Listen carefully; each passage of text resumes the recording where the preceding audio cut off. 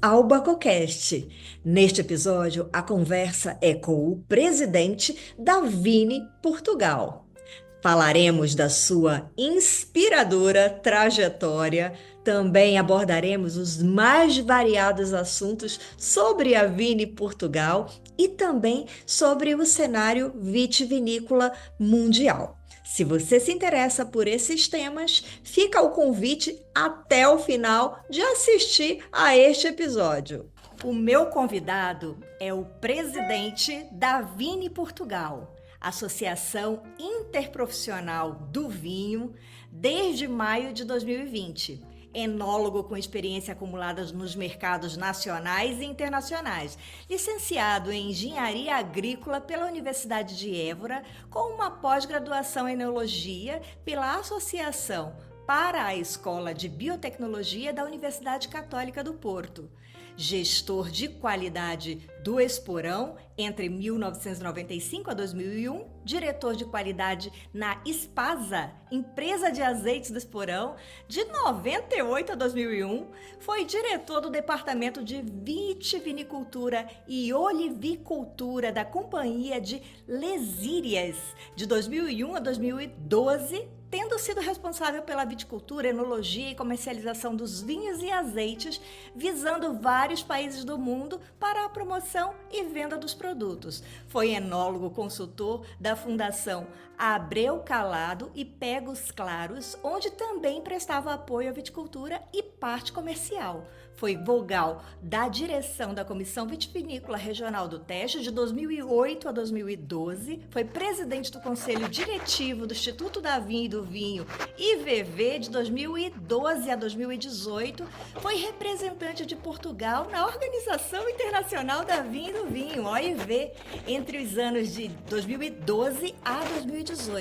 Participou de várias reuniões junto da Comissão Europeia, enquanto representante do setor vitivinícola português, foi administrador CEO do Grupo Bacalhoa de 2018 e 2019, é membro do Conselho Consultivo Internacional da Vinífera Euromaster desde 2013, é membro da Ordem dos Engenheiros, é vice-presidente da Associação Portuguesa de Enologia. Bem-vindo ao BacoCast, engenheiro Frederico Falcão. É uma enorme honra e prazer recebê-lo aqui. Muito obrigado, a honra é minha, o prazer é meu. Um currículo extenso para quem só tem ainda 30 anos, não é? Então está vendo que Olha, mas quando estava lendo o seu currículo, isso aqui, claro que é um pequeno resumo do que é um pequeno representa resumo, sim. toda essa trajetória, que só sabe quem viveu, é quem passou cada detalhe desse, né? Mas que bela jornada, hein? Que bela jornada. E fiquei aqui em êxtase, por quê? Porque além do mundo dos vinhos, o senhor também detém expertise num outro alimento que faz parte da dieta mediterrânea, que é o azeite, e aí associar esses conhecimentos tanto do vinho como do azeite, dois fantásticos alimentos ricos em bioativos que proporcionam saúde, de fato tem muita história para contar. Isso, não está no currículo porque seria demasiado extenso, mas eu estive também muitos anos, estive quase 18 anos ou 17 anos também ligado a olivais e ao azeite, e plantei muitos hectares de olival e também geria olival e também fazia o azeite e também comercializava o azeite. Então tive sempre não está no currículo, mas também tenho isso, e portanto foi uma vida, tem sido uma vida muito ativa. Primeiro, como se viu aí um bocadinho pelo currículo que leu, na parte da produção. Portanto, eu estive muitos anos ligado à enologia, portanto, fazendo vinho. Eu fiz muitos milhões de litros de vinho. Eu tinha que tomar conta dos vinhedos, eu fazia os vinhos e eu depois era responsável pelas vendas. Portanto, tinha um pouco de tudo. Toda a E cadeia. o mesmo, toda a cadeia, e o mesmo no azeite. Portanto, foram muitos anos aqui. Nossa. Depois, um pouco ao mesmo tempo, nós em Portugal temos umas entidades que se chamam CVRs, Comissões Vitivinícolas Regionais. o que é que são estas comissões? Elas certificam o vinho, elas garantem a origem do vinho. Portanto, quando os produtores veem o vinho do Alentejo, ou do Douro, ou dos vinhos verdes, há uma comissão que analisa os vinhos, prova os vinhos e certifica a origem do vinho. Então eu, quando estava também no setor, a trabalhar, na parte técnica, também houve uma altura que me chatearam, me pressionaram, e eu fui para a direção de uma dessas comissões, e portanto, para além de fazer os vinhos, eu também estava ligado à certificação dos vinhos dos outros produtores e tudo isso. Nossa, realmente é uma jornada incrível e o interessante de falar dessa sua trajetória é o know-how que o senhor tem no aspecto de conhecer a fundo a cadeia do vinho e no caso agora eu estou sabendo que do azeite também. Mas esse nosso programa aqui, esse nosso canal, que é o Bacocast, a finalidade é fomentar a cultura do vinho. E penso que o senhor está à frente aí de uma entidade que tem esse mesmo propósito, elevando a pátria Portugal. Mas antes de iniciar nossa conversa aqui, gostaria de falar para quem está nos assistindo ou quem vai nos ouvir, porque esse programa é também transmitido em vários canais só de streaming de áudio, mas também como vídeo. E a gente vai falar aqui com o engenheiro Frederico sobre a trajetória profissional dele, vamos falar sobre a Vini Portugal, muita coisa aqui sobre a Vini Portugal. Depois, sobre o cenário global dos vinhos. Então, tem história para manga. Vamos lá, engenheiro. Penso que mais do que um resumo do currículo do que eu li, tente falar com as suas próprias palavras aí o que foi a sua trajetória, de onde o senhor vem, de onde começou a história do vinho na sua vida, para chegar a presidente da Vini Portugal. Bom, sim, vamos começar então. Eu sou do Ribatejo. Ribatejo é uma região bem no centro-sul de Portugal, no interior de Lisboa, mais para o interior, mas é uma região rural, mais no centro. A minha família, mais da parte da minha mãe, tinha vinhedos e, portanto, eu convivi sempre muito de perto com a agricultura, e dentro da agricultura também com os vinhedos, com os vinhos. Foi algo com que eu cresci muito ao longo da minha vida, antes de começar a minha atividade profissional. Então, depois comecei a estudar agricultura, a parte da agronomia, que era naturalmente aquilo que eu gostava de fazer, mas dentro desta área da agricultura, da produção agrícola, digamos assim, só havia duas áreas que me interessavam, porque eu nunca liguei muito, não gostava da parte do milho, ou do trigo, ou dos cereais, ou das couves, não. Eu sempre gostei de duas áreas, que foram vinhos e azeites. Eram as áreas que eu gostava sempre. Bom, por sorte na vida, às vezes temos que ter um pouco de sorte na vida. Quando eu saí da universidade, eu entrei logo para uma empresa, para o Esporão, que é bem conhecida até no Brasil. Sim. Eu entrei direto para o Esporão, para ficar ligado a vinhos e a azeites também um pouco.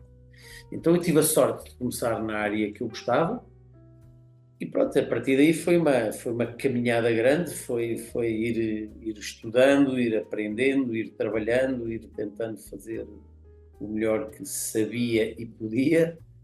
E depois fui passando por outras, depois saí do Esporão, acabei por ir para uma outra vinícola, que, na minha região, porque eu no Esporão não era eu que mandava, portanto estava englobado num grupo, mas eu era, digamos assim, o número 3, então as decisões não eram minhas. E houve uma altura que eu cheguei e pensei, não, eu agora gostava de ser eu a decidir, gostava de fazer as coisas à minha maneira, digamos assim. E então surgiu o convite desta outra vinícola, a Companhia das Ilhas, na minha região, do Ribatejo, que hoje se chama Tejo, e eu aceitei o desafio. É uma vinícola grande, tinha 120 hectares de vinhedos, não tinha olival, e eu instalei 80 hectares de olival, e fiquei eu responsável por tudo. Nossa, 80 hectares de olival. É olival, hein? É muita coisa, é muita coisa. E depois, ao mesmo tempo, ainda hoje eu olho para trás e não sei como é que eu tinha tempo para tudo isto, mas de facto, ao mesmo tempo que eu fazia tudo isso nesta vinícola, eu fazia vinhos em mais duas vinícolas, uma no Alentejo e outra na Península de Setúbal, em que eu era responsável pelos vinhedos, pelos vinhos e pela parte comercial. Nossa. Então tinha 73 vinícolas e ao mesmo tempo estava na tal comissão vitivinícola na direção. Enfim, foram dias muito intensos e que depois seguiram para... Depois também um pouco do nada, estas coisas aparecem, enfim, nós vamos fazendo o nosso trabalho e depois os convites também vão surgindo. E um dia surgiu um convite também para ser o presidente do IVV. O IVV é um instituto público que depende do governo, do Ministério da Agricultura, e que é o instituto que regula o setor. É mais numa parte jurídica e institucional, então é um trabalho completamente diferente daquele que eu fazia.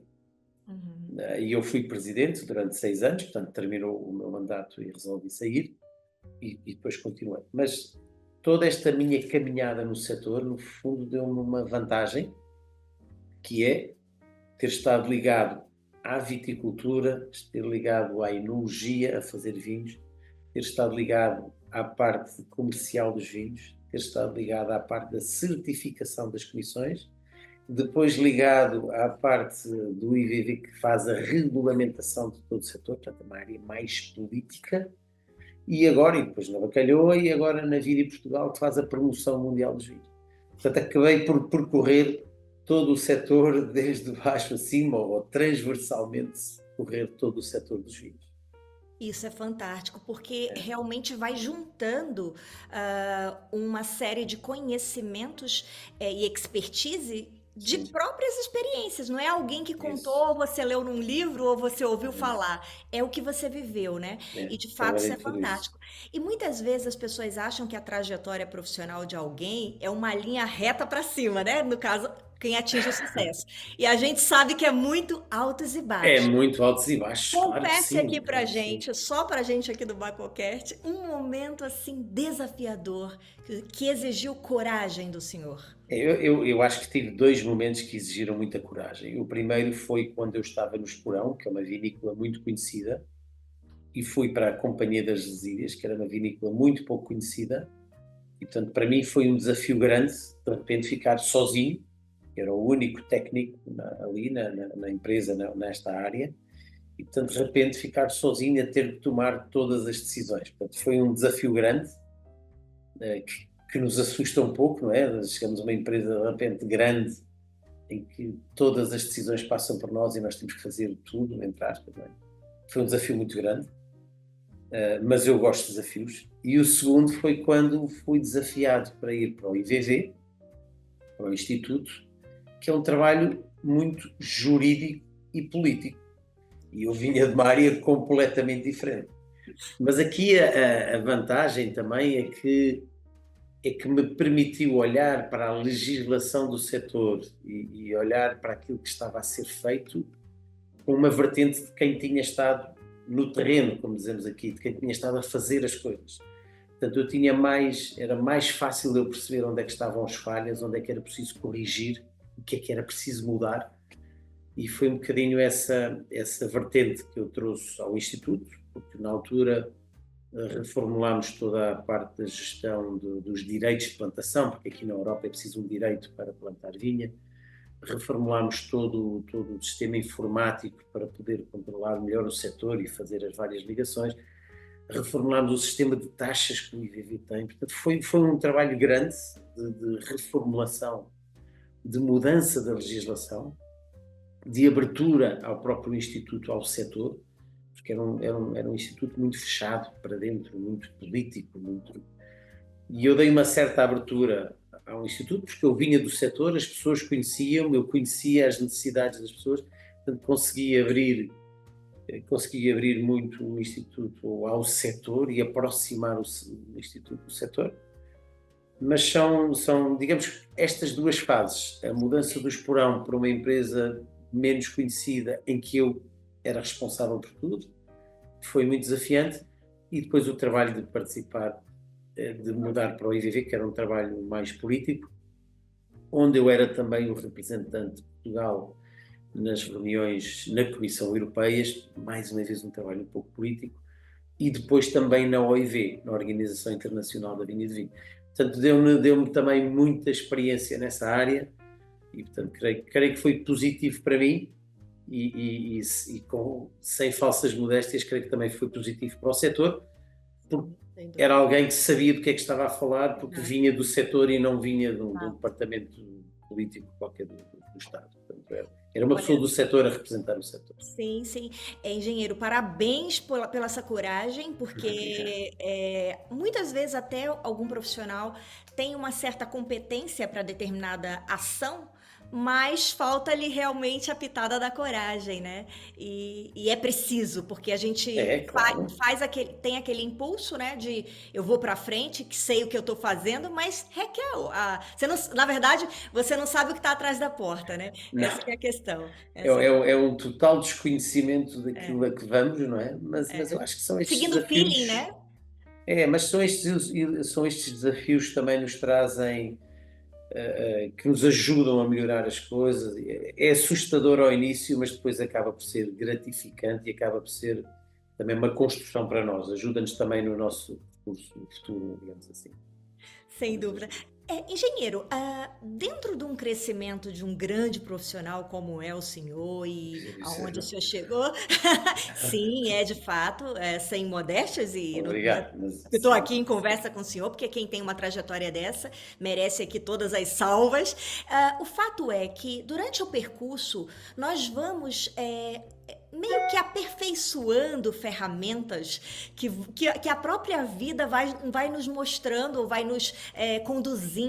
E dentre essas ferramentas, eu sempre uso a analogia de pessoas, né? São aqueles anjos que aparecem na nossa vida, na vida pessoal, a gente está falando da vida profissional, mas que são pessoas que foram fundamentais e que alicerçaram um determinado momento da nossa trajetória e que a gente nunca esquece, né? Diga lá um nome desse. Essa pergunta é mais difícil. Claro que nós nunca fazemos nada sozinho. Sim. Não é muito fácil eu dizer nomes, mas a pessoa com quem eu comecei a trabalhar no Esporão, que foi o David Baverstock, foi importante na minha formação, sobretudo na orientação do meu estilo de enologia. Claro que o David teve aqui uma influência grande. E depois, ao longo dos sítios por onde fui passando, naturalmente que nada se faz sozinho, embora em muitos dos sítios onde eu estava eu era o único técnico e as decisões eram minhas, mas naturalmente tinha que ter e tive boas equipas a ajudar-me mais em trabalhos de campo, em trabalhos da adega, mas tive muitas pessoas que trabalharam comigo, quer nas vinícolas, quer depois no IVV, onde tinha também uma grande equipa de trabalho, quer agora até na Vini Portugal. Nada daquilo que eu muitas vezes sou uma cara, e sobretudo mais nesta parte institucional, depois do Instituto da Vinha do Vinho, agora na Vini Portugal, eu sou uma cara dos projetos, no fundo, mas eu tenho equipas a trabalharem comigo que têm, naturalmente, muito mérito e que se estas equipas não fizessem um bom trabalho, era a minha cara que ficava mal, era eu que ficava mal, então não sou eu que faço tudo, são as equipas. Eu não quero estar a dizer nomes, vou-me esquecer, porque são muitos nomes, mas são essas equipas com que eu trabalhei que muito ajudaram, que eu também ajudei, mas que muito me ajudaram a elevar as instituições e, naturalmente, sendo eu a cara dos projetos, acaba por também ganhar com isso. Olha, isso também é uma observação muito interessante, porque quem está à frente de um projeto, quando há o mérito do sucesso por alguma atividade que a gente executa, a gente fala como grande chefe que pode ser aquele profissional que está ali, o mérito é da equipe, né? Se o negócio não correu bem, olha, sou eu. Geralmente, os bons profissionais, olha, gostei dessa abordagem. Eu nos sítios onde estive, e olha, vou-lhe contar até na parte mais institucional do Instituto da Vinha do Vinho. Algumas vezes havia coisas que não corriam bem, quando se faz uma legislação, há sempre algumas coisas que não correm bem. E eu, 2, 3 vezes, fui chamado ao Ministério, ao Ministro, para falar comigo, e o Ministro a queixar-se de qualquer coisa, e que alguém do IVV tinha tomado uma decisão que o Ministério não concordava.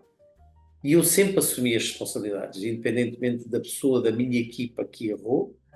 Eu sempre disse, a responsabilidade é minha, a cara sou eu, a responsabilidade é minha, portanto sou eu que tenho que ser, se houver alguma penalização é para mim. Por acaso sempre correu bem, porque eles ficavam um bocadinho surpreendidos com a minha reação e, portanto, nunca aconteceu nada. Mas eu sempre assumi, e essa é a minha postura desde o início, se eu tenho que assumir as coisas que correm bem, quando as coisas correm mal, o culpado sou eu, não são as equipas. Essa é a minha forma de estar na vida.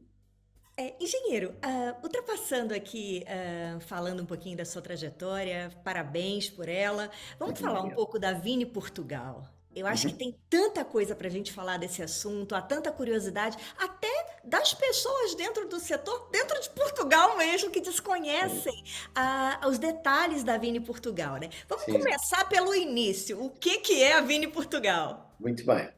A Vini Portugal, isto é um chavão, é um nome um bocadinho complicado, é uma associação interprofissional. O que é isso, para Pronto. começar? Isto é Interprofissional. uma.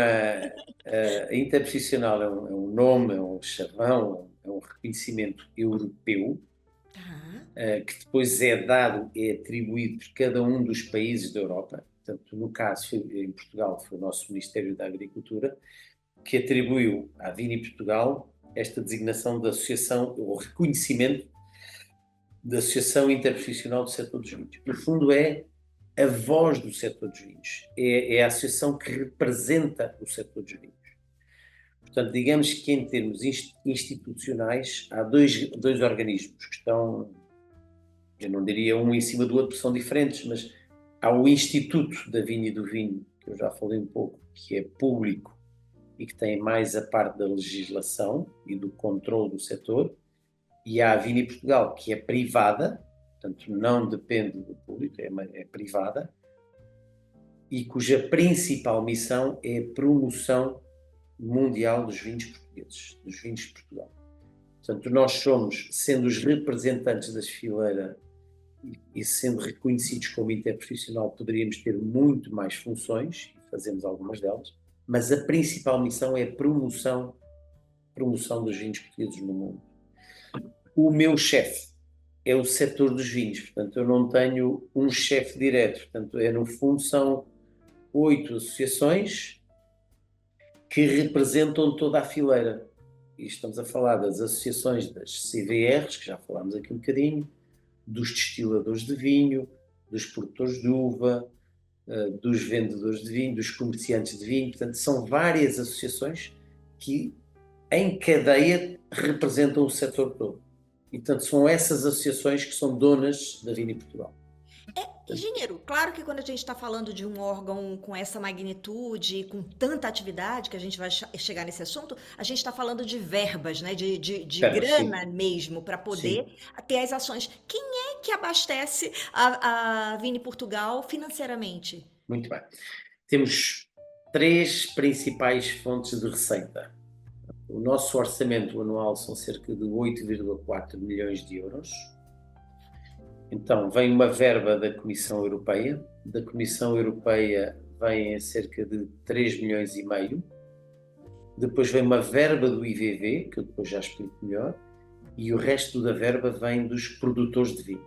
Ou seja, nós construímos programas de promoção anualmente. Portanto, nós todos os anos, em outubro, apresentamos a uma Assembleia Geral, onde estão estas associações, o nosso plano de promoção para o ano seguinte. Uhum. O plano é aprovado e nós submetemos este plano para apoio público, seja da Comissão Europeia, portanto, fazemos programas para apoios públicos da Comissão Europeia e vamos buscar alguma verba. A mesma coisa no IVV, com verbas nacionais. E, portanto, estas verbas públicas do IVV ou da Comissão Europeia normalmente apoiam 80% do nosso custo das ações e os restantes 20% são os produtores que pagam quando vêm às ações. Imaginemos que nós fazemos uma prova, olha, eu dentro de 2 dias vou para Boston, vamos ter uma prova em Boston. Vamos imaginar que nós tratamos de tudo. Portanto, nós tratamos do espaço, de pôr lá os vinhos, dos copos, do gelo, enfim. Toda a logística nós montamos, chamamos compradores, chamamos sommeliers, compradores, jornalistas aos nossos eventos, portanto, para tentar que os nossos produtores depois façam negócio. Portanto, montamos um evento imaginemos que custa 1.000 € por cada produtor. Nós vamos cobrar 200 €, porque os outros 800 nós vamos buscar a fundos públicos de apoio. Tá? No fundo, são estas três fontes. O dinheiro do IVV, que eu referi, o dinheiro do Instituto da Vinha do Vinho, é considerado uma verba pública também, mas é dinheiro do setor. Ou seja, são os produtores de vinho que pagam por garrafa um valor ao IVV. Tá? E o IVV por ano colhe 11 milhões de euros. E é muita dessa verba que depois vem para a Vini Portugal para fazer a promoção dos vinhos. Tá? Portanto, não é dinheiro diretamente de impostos ou do Orçamento de Estado, é o próprio setor que alimenta o IVV e depois esse dinheiro do IVV volta para o setor para promover. Tá? Portanto, facilita, portanto, cria como chamamos aqui, um bolo, não é? Portanto, o IVV vai recebendo dos vários produtores do país, todos eles pagam, depois isto cria um volume grande e é esse volume que depois vai alimentar as nossas ações.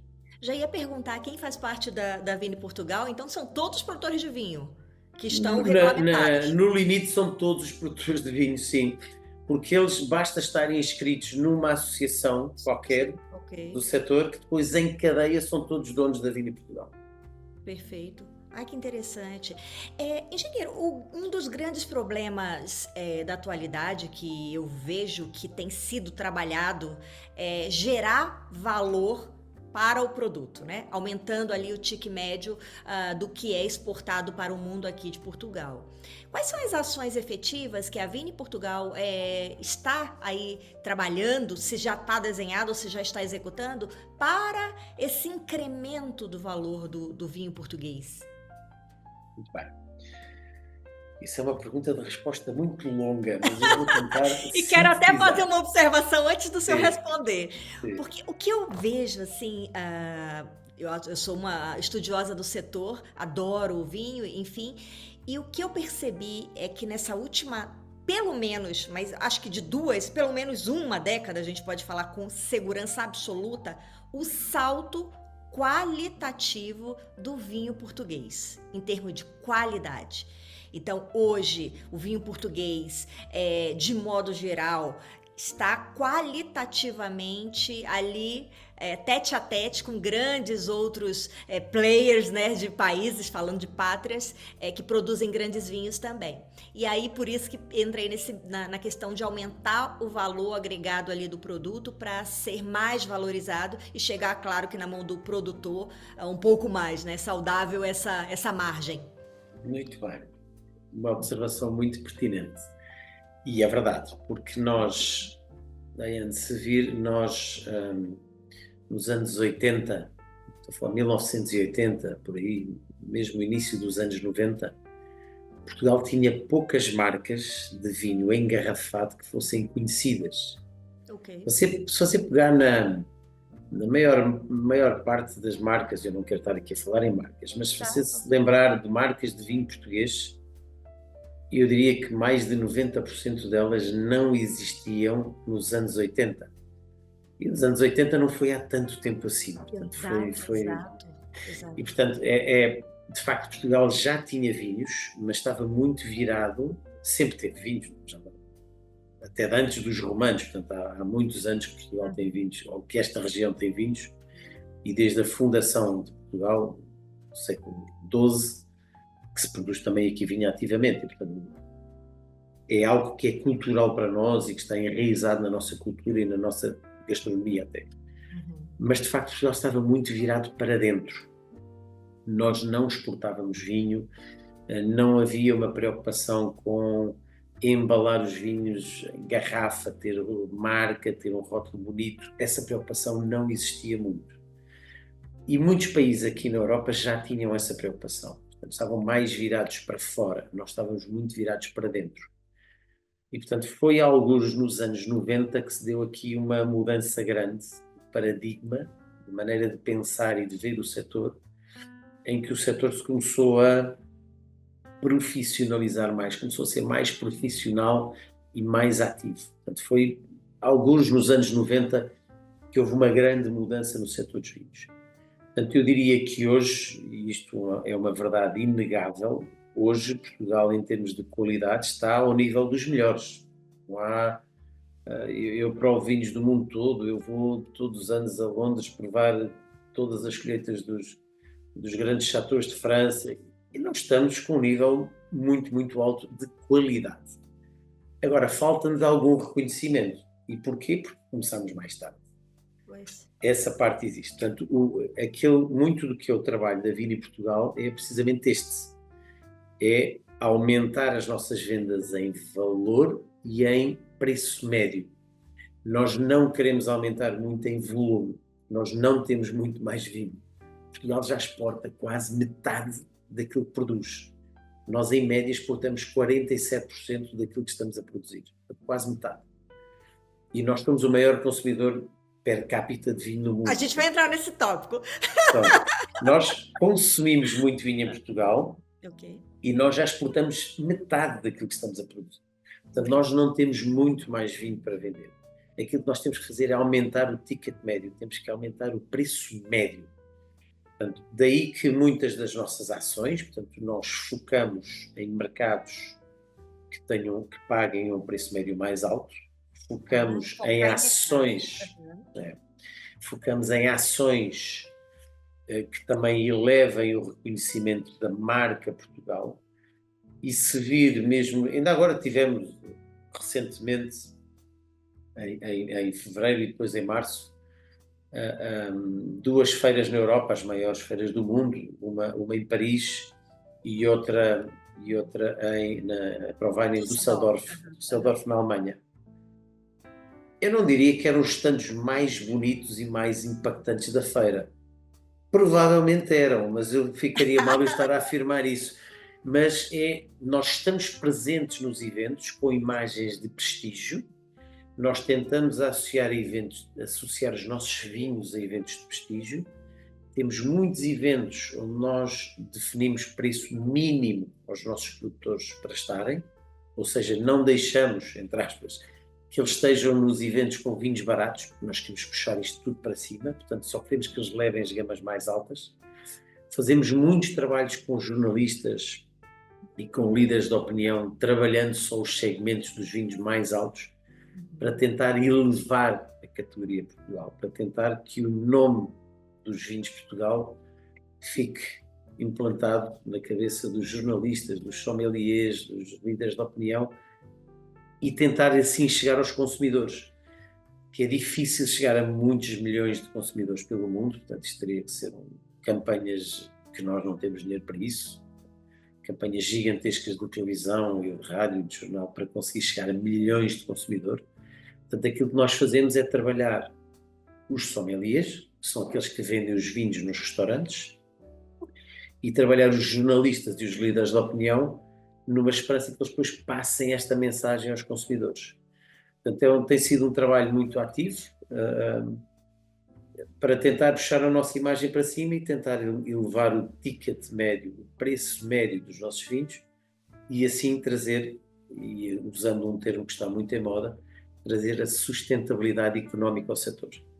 Sem dúvida, olha, interessante. E agora vem uma espetada, engenheiro. Vamos a isso. É o seguinte, pensando aqui nesse seu discurso de falar dos fundos, né, monetários que fomentam as ações da Vini Portugal, estava imaginando aqui algumas regiões do mundo, como por exemplo Chianti, na Itália, entre outras pelo mundo, Champagne, etc., que tem o budget bem mais, vamos dizer, volumoso que esses valores aqui que o senhor me deu. Bem. E assim, óbvio, uma efetividade maior de promoção, né? Porque atingem outras camadas, né? E camadas mais caras, né? Vamos pôr assim. É verdade. Então, essa é uma limitação também para a Vini Portugal, o tamanho do... Se você falar com Chile, com Califórnia, com Áustria, com Alemanha, com regiões de Espanha, regiões de França, regiões de Itália, todas têm um budget maior que a Vini Portugal. Exato. Mas você pergunta para elas quem é que está a ter mais visibilidade no mundo. E a resposta deles vai ser Portugal. Ah, Eu é? digo, Olha! eu digo isto porque foram eles que me disseram isso a mim. Ah, ah, Foram eles que me disseram isso a mim. Como é que vocês conseguem ter a visibilidade que têm com um budget tão baixo? Enfim, com um budget ah, mais baixo do que eles. É um trabalho um pouco mais cirúrgico. Isto não sou eu, isto é uma equipa, é um trabalho que já vem de trás e que eu dei continuidade. Posso eventualmente ter dado outra energia e outra rapidez, mas o trabalho já vinha e mantém-se. É tentar, com o orçamento que temos, ter a máxima visibilidade possível. Eu dou um exemplo destas duas feiras que eu dei agora. Nós, na Wine Paris, em Paris, Portugal estava no hall 4, que era o hall de entrada, e na entrada do pavilhão. Portanto, toda a gente tinha que passar no hall de Portugal para entrar na feira. Eu saía na Provine, nós estávamos no hall 9, que era aquele hall de entrada quando chega do metro e dos autocarros, e nós estávamos na entrada do hall 9. Isto não é por acaso, isto é um trabalho grande, é um trabalho de grande conseguir estar nos sítios certos e conseguir ter assim mais visibilidade. são detalhes, né, importantíssimos, né, São detalhes nessa que fazem toda a diferença, porque todo alocação, né? mundo, toda a gente viu o stand de Portugal, ainda por cima os stands são bonitos, e Uhum. portanto cria um impacto grande e cria uma visibilidade grande e sobretudo uma imagem de prestígio. Portanto, tudo isto é trabalho que nós fazemos quando vamos às várias ações nos vários países. Nós tentamos escolher sítios que sejam também impactantes, que sejam de prestígio, que tenham visibilidade. Portanto, é muito este trabalho. O dinheiro não é muito, mas tentamos fazer o melhor uso possível. Perfeito. Engenheiro, o senhor anda pelo mundo todo aí promovendo Portugal, promovendo seus vinhos. O que que o senhor vê? Como o mundo vê o vinho português? Bom, isto depende um bocadinho de país para país. Sabe que Sim, sim, sim. Uhum. eu há coisa de uns, eu diria talvez já há 20 anos, lembro-me de estar, quando eu fazia vinhos e portanto tinha que os vender, lembro-me de estar ali na zona de Nova Iorque, perto de Nova Iorque, com os meus vinhos, a mostrar os meus vinhos, e estarem a passar vários consumidores. E eu dizia, olha, são vinhos de Portugal, e as pessoas não sabiam onde é que era Portugal e não sabiam que Eu. Portugal tinha vinhos. E quando eu dizia, sim, mas nós temos o Port Wine, o nosso Porto, vinho do Sim, sim, Porto, o sim, sim. Port Wine, e as pessoas diziam, não, sim, Porto, mas Porto é uma categoria, o Porto é produzido no mundo todo, não é? E eu, não, Porto é o vinho português. É. Essa realidade mudou muito. Ou seja, quando nós vamos aos Estados Unidos e sobretudo a Nova Iorque, ou Miami, ou São Francisco, ou até ao Texas, não em todos os estados, mas nos estados onde nós temos estado a trabalhar.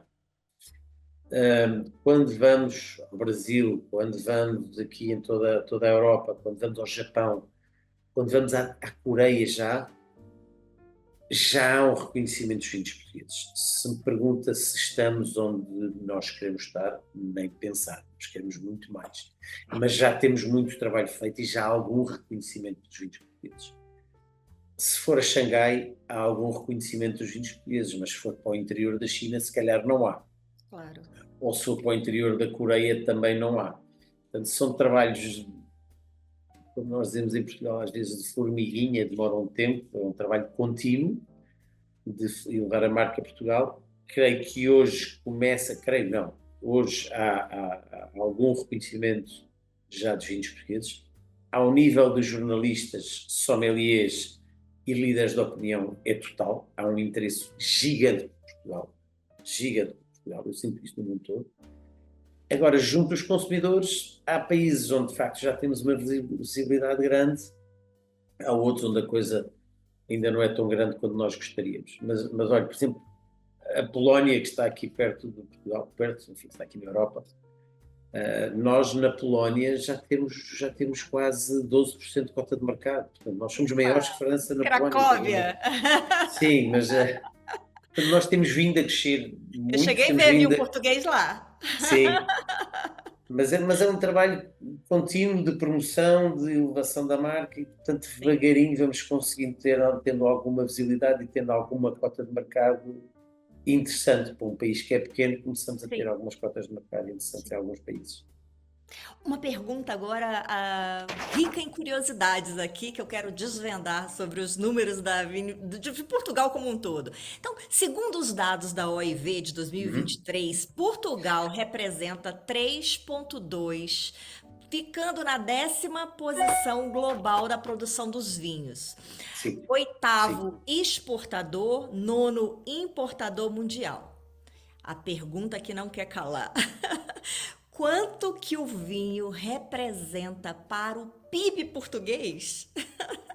Ui, vamos lá ver se eu me lembro de cor.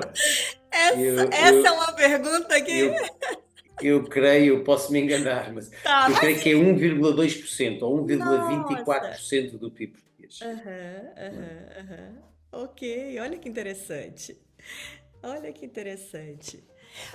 A Vini Portugal, a gente já falou sobre que participa em muitos eventos. Como é que é a adesão para o produtor Deixa eu participar? só explicar isto do PIB português. É que não é só o vinho, quando eu falei nestes números, nós estamos a considerar toda a atividade que o vinho gera, ou seja, Ah, ok. quer as vendas, a compra de garrafas, as pessoas que trabalham no vinho, os votos, portanto, toda a atividade do setor vitivinícola O tem um setor, né? A impacto cadeia. nisso. Isso, A toda a cadeia. cadeia, não é só a venda do vinho em si, portanto, é toda a cadeia. E o vinho tem muitas zonas no interior deste país cuja principal economia é o vinho. As pessoas trabalham nos vinhedos, Sim, sim, trabalham sim, na. sim.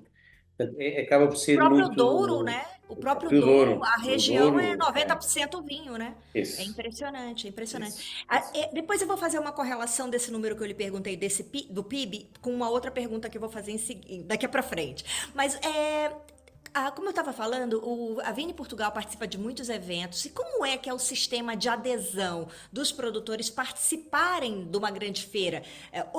E também como é que a Vini Portugal escolhe, por exemplo, vou participar da Provine em Düsseldorf, agora vou participar em São Paulo, vou participar em Xangai. Como é que é o critério aí da escolha? Peso Muito da bem. feira? Sobre as ações em si, portanto, isto sai dentro da Via Portugal, da nossa equipa de marketing, portanto, nós desenhamos as ações, mas nós estamos muito em contacto com o setor, portanto, nós também percebemos muito o que é que o setor precisa e não precisa, onde é que é importante ir e não é, portanto, mas nós desenhamos as ações que depois vão à tal Assembleia Geral que eu falei há pouco. A Assembleia Geral aprova, nunca se deu o caso de não aprovar, mas pode chumbar. Mas normalmente aprova o nosso plano de atividades, portanto, aprova as nossas ações e, portanto, nós começamos depois a montar as próprias ações, as próprias jornadas de participação em feiras, publicidade em revistas, provas nossas, eventos nossos, enfim, muita coisa. Como é que os produtores podem participar? Inscrevendo-se. Dou-lhe um exemplo. Nós agora vamos estar em Boston daqui a uns dias. Nós criámos uma ação, desenhámos uma ação para não sei de cor quantos são, mas para 20 produtores, não sei se são 20, são 22, mas bom, desenhamos uma ação para 20 produtores e lançamos uma circular a todos os produtores que estão cá inscritos, que são 1000 e tal, que recebem um e-mail a dizer: nós vamos fazer uma ação em Boston, no dia tal, vamos atrair não sei quem e as condições de participação são estas. E Ok, as pessoas, se quiserem, inscrevem-se. ok, E, ok. portanto, normalmente nós desenhamos as ações de acordo com aquilo que é a nossa percepção do número de pessoas que vão aderir. Ok. Ou seja, nós não lançamos para 100 se achamos que só vão 10. Se nós achamos que vão 10, lançamos para 10. Se achamos que vão 30, lançamos para 30. Mas depois temos sempre alguma flexibilidade de poder crescer um bocadinho ou diminuir um bocadinho. Tá? E depois temos regras de prioridade, ou seja, imaginemos que nós, e isso por vezes acontece em alguns eventos, nós desenhamos um evento para 20 e aparecem 40. E depois temos que desenhar, às vezes podemos crescer um bocadinho, mas não conseguimos crescer tanto. Muitas vezes isso depois depende de concursos públicos e, portanto, não é fácil. Portanto, o que temos são regras de prioridade. E damos prioridade a quem. Temos vários níveis de prioridade. Temos um nível de prioridade primeiro para aqueles que não têm histórico no mercado, portanto, dar oportunidade a quem nunca esteve no mercado a ir àquele mercado. O segundo nível de prioridade é para quem participou nos anos anteriores connosco naquele mercado. Enfim, depois por aí fora são várias regras, normalmente são 5, 6 regras, para poder saber quem é que fica dentro e quem é que fica fora das ações. Mas no fundo as ações estão abertas a todo o setor. Depois os produtores podem ter interesse naquela cidade, naquele mercado, ou não ter interesse. Se não tiverem, não se inscrevem. Se tiverem, inscrevem-se. Essa pergunta era muito, o senhor conseguiu explicar bem, era muito para saber se os pequenos também têm as mesmas condições de mesmo Igual. sem nenhuma condição, né? Enfim, Não, é uma não coisa há, importante, né? não temos separação para pequenos e para grandes ou para médios. As condições são iguais para todos os produtores. E aquilo que eu falei há pouco nós temos uma primeira prioridade para quem nunca esteve naquele mercado, que normalmente até são os pequenos, os grandes já foram aos mercados. Portanto, temos essa prioridade, primeira prioridade, que muitas vezes até mais para os pequenos. Uhum. Engenheiro, o senhor falou um pouco da logística que a Vini Portugal tem, que é brutal, né, de organizar, de levar os produtores até a Ásia, as Sim, Américas, América Latina, enfim, é brutal. E uma coisa que me veio aqui à mente, depois eu faço um contorno disso, mas o fato é de que transportar essas garrafas em quantidades, né, para lugares tão distantes, sendo que temos um agravante aí das regras, né, para poder adentrar o produto em determinados lugares, né, as barreiras que existem. Como é que vocês fazem isso? Conta lá, que agora me surgiu a curiosidade. Eu era sabemos importadora de bem. vinho, então sei bem dessa loucura. E nós sabemos bem a dificuldade que é em alguns mercados em colocar os vinhos lá. Então, Exato. nós já temos uma equipa muito experiente nisso, que conhecemos bem as regras dos mercados. Muitas vezes temos de trabalhar com muita antecedência. Aham. Olha, eu dou um exemplo. Nós estávamos aqui a falar da Provine e da Wine Paris, que foram agora, Aham, em recente. fevereiro e em março. Nós estamos em abril, início de abril, e estamos agora a abrir as candidaturas para as feiras do próximo ano. Do ano, aham, aham. Do próximo ano. Claro. Portanto, trabalhamos com muita antecedência para poder ter tudo organizado com os vinhos, para conseguir pôr lá os vinhos, contratar os espaços, etc, etc. É uma logística. Em alguns mercados que é mais difícil colocar vinho, nós trabalhamos muito em colaboração, ou temos muita colaboração do nosso Ministério dos Negócios Estrangeiros, portanto, das nossas embaixadas. Ok. Temos muita colaboração das nossas embaixadas e, portanto, em alguns mercados mais difíceis, muitas vezes nós levamos os vinhos por mala diplomática, que é Ah, mais fácil colocar os vinhos no mercado. Mas são vinhos que depois temos que ter muito cuidado, porque esses vinhos não podem entrar no circuito comercial. Ou seja, são claro. vinhos que vão para os eventos e se sobrarem vinhos, nós não os podemos pôr no mercado. Portanto, temos que encontrar ali formas que normalmente ficam nas embaixadas para promover Portugal. Ou em provas que consigam se Provas na arranjar durante o. embaixadas, Aham, provas aham. nos consulados, sim. Exato, exato. Ai, que Mas, interessante. mas temos esta colaboração muito próxima das embaixadas de todos os países onde vamos. E em alguns casos nós usamos este canal, outros nós conseguimos, por outras vias, colocar lá os vinhos. Engenheiro, eu lhe perguntei isso porque nós temos aqui neste programa um patrocinador que nos apoia e a fomentar a cultura do vinho, que é a Mailing Box. Não sei se o senhor já Muito ouviu bem. falar, Sim, essa empresa que está presente em sim. 40 países, com 2.000 franquias, 15 lojas em Portugal, e tem a loja de Campo Pequeno, a 3326, que se especializou em transporte de vinho específico. Muito bem. E eu queria aproveitar, o senhor me deu uma licença aqui para fazer a divulgação Claro. para os produtores de vinho, para os lojistas, para os viajantes que estão dentro de Portugal. Produtor, quando quer enviar a amostra para clientes propensos importadores, ou enviar a amostra para concurso, ou para os seus clientes de enoturismo, os lojistas que recebem turistas aqui e que os turistas se encantam pelos preços dos vinhos e querem comprar em maior quantidade e mandar, e muitas vezes carregam na mala, não tem esse transtorno.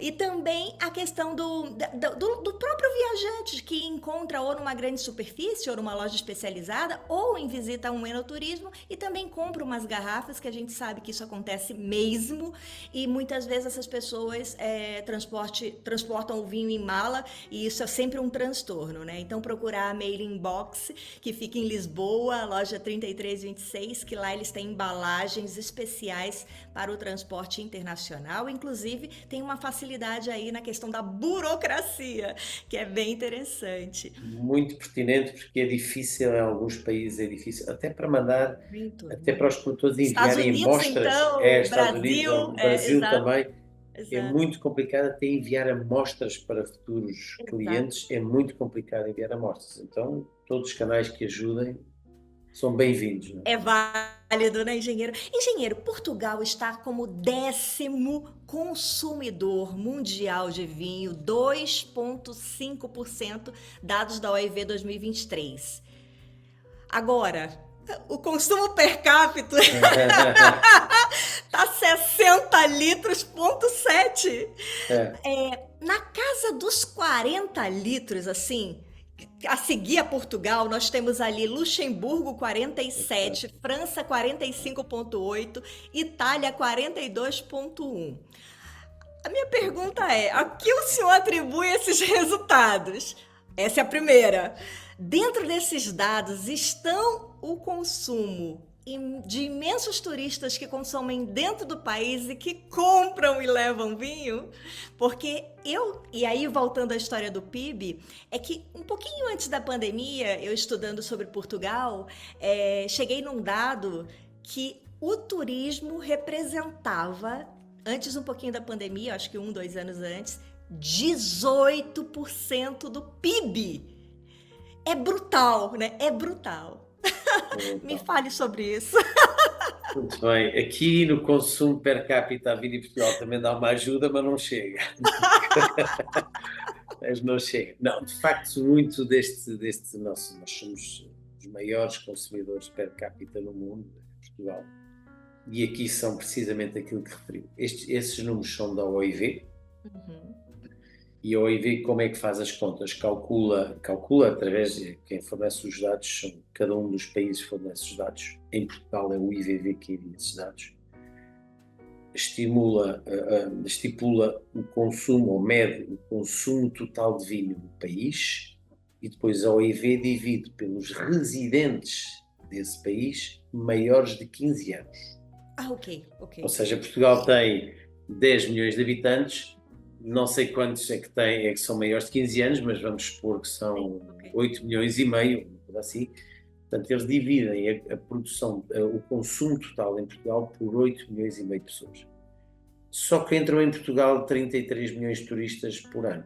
É muita gente. E depois, um pouco aquilo que eu dizia há pouco, que se nós já somos conhecidos a nível de líderes de opinião, jornalistas, importadores, já todos conhecem bem a realidade portuguesa, o consumidor ainda não tanto. E as pessoas, quando vêm a Portugal, são surpreendidas pela qualidade do vinho e pela boa relação qualidade-preço dos vinhos. Os vinhos em Portugal ainda são relativamente baratos para a qualidade que têm. É verdade. E as pessoas chegam, ficam impressionadas e bebem vinho. Como loucas! Basta passar em Lisboa, ou no Porto, ou em Coimbra, ou em Faro, e nós vemos estrangeiros e toda a gente está a beber vinho. Isso não acontece em Londres, ou em Paris, ou em Nova Iorque, ou em São Paulo, porque é caro beber vinho, e então nos restaurantes é muito caro. Em Portugal ainda não é tanto. Embora em Lisboa já se esteja a abusar um bocadinho.